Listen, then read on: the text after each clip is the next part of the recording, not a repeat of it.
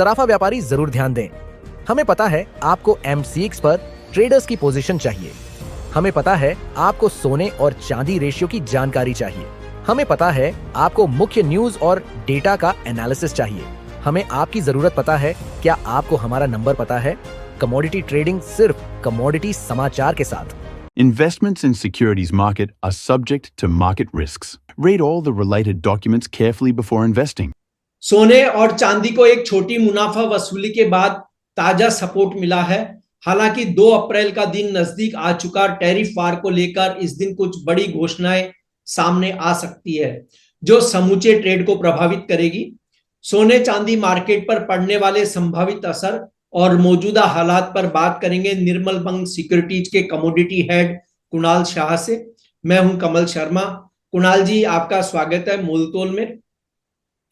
कुणाल जी, सबसे पहले तो ये बात है कि देखिए इस समय जो बाजार है, गोल्ड सिल्वर के प्राइस बहुत अच्छे बढ़े हैं, यानी एक प्रॉफिट बुकिंग हमने देखी थी पिछले दिनों। तो ये जो बढ़त आई है, ये आपको थोड़ी स्थायी लग रही है या इसमें भी वापस नीचे की ओर जाने की कोई संभावना दिखती है? जी देखिए, मैं केस टू केस बेसिस पे आपसे डिस्कस करूंगा। सबसे पहले गोल्ड है। सो मेरी राय में शॉर्ट टर्म में 3050 $3100 में है। जितने भी तेजी के कारण है वो ऑलरेडी डिस्काउंटेड है। सो शॉर्ट टर्म में मुझे गोल्ड बहुत ज़्यादा बढ़ता हुआ नज़र नहीं आ रहा है। छोटा सा करेक्शन आ सकता है $2850। I don't know what can be the trigger for that correction. Maybe ceasefire हो जाए रशिया यूक्रेन के बीच में, या but the fact remain is that the jewellery demand in India and China, in both this countries are suffering very badly. So जो 30% जो gold का consumption है, that is taken a major hit. हमने एक सर्वे किया था, सो हम मेजर ज्वेलरी स्टोर में जाके देख रहे थे। सो वहां पे जो सबसे ज्यादा कस्टमर आते हैं वो गोल्ड बेचने के लिए आ रहे हैं अभी फिलहाल। सो ये देख के ऐसा फील होता है कि कहीं ना कहीं छोटा मोटा करेक्शन प्रॉफिट टेकिंग लग रहा है आने को, जहाँ पे गोल्ड $2850 तक जा सकता है। बट बड़ा क्रैश, बड़ा फॉल, $2500, ये सब मेरा बेस केस सिनेरियो नहीं है। वहां से ये करेक्शन के बाद फिर से गोल्ड लेना ही चाहिए, क्योंकि फंडामेंटल तेजी के है। यूएस में आगे जाके इन्होंने जो बैलेंस शीट को अनवाइंड करने की जो बात की है, जो बॉन्ड बेच रहे हैं हर महीने, तो वो बॉन्ड बेचना इन्होंने कम करने को बोला एफएमसी मीटिंग में। आगे रेट कट होगा, 1 या 2 रेट कट आएंगे यूएस में। सो ये सब पॉजिटिव है मेरे हिसाब से। जहां तक बात है ट्रम्प की, नो बडी नोज क्या आने वाला है। Let us not predict and let us not try to say कि 2 तारीख को क्या करेंगे क्या नहीं। बट जो भी आएगा, आई थिंक बहुत ज्यादा टैरिफ लगाते हैं तो $30-40 $50 की स्पाइक आएगी, पर सस्टेन नहीं करेगी, क्योंकि जैसे मैंने कहा इसको बढ़ने के लिए कोई बड़ा ट्रिगर चाहिए। वो ट्रिगर अभी फिलहाल मार्केट में मिसिंग है। सो गोल्ड ऊपरी स्तरों पे 3050 3100 के बीच में कहीं ना कहीं प्रॉफिट टेकिंग आ सकता है, ऐसा मेरा व्यू है। सिल्वर, मेरा व्यू कंप्लीटली डिफरेंट है। सिल्वर में मैं तेजी में हूँ। तो सिल्वर नीचे आता है 97 96 बाइंग लेवल्स है, अक्यूमुलेट कीजिए। सिल्वर 1,05,000 1,08,000 की ओर जाती हुई मुझे नजर आ रही है। गोल्ड सिल्वर का रेशियो भी सिल्वर के फेवर में आएगा, और मैं सिल्वर में तेजी में हूँ, और मुझे सिल्वर ये साल 15% रिटर्न मौजूदा स्तरों से देता हुआ नजर आ रहा है। जी, तो कुणाल जी, यहाँ पर आपने जो बात कही उससे क्या एक मतलब इन्वेस्टर या ट्रेडर दोनों ही कह लें, तो उन्हें अपने पोर्टफोलियो में गोल्ड को थोड़ा वेटेज कम कर देना चाहिए और सिल्वर का वेटेज बढ़ा लेना चाहिए? मैं यस मेरा कहना ऐसा ही है कि रिटर्न पॉइंट ऑफ व्यू से सिल्वर ज्यादा परफॉर्म करेगा यहाँ से एज कम्पेयर टू गोल्ड। और गोल्ड मुझे यहाँ पे कंसोलिडेट करके थोड़ा अंडर परफॉर्म करेगा सिल्वर को, क्योंकि मुझे इंडस्ट्रियल मेटल में बहुत लंबी तेजी नजर आ रही है।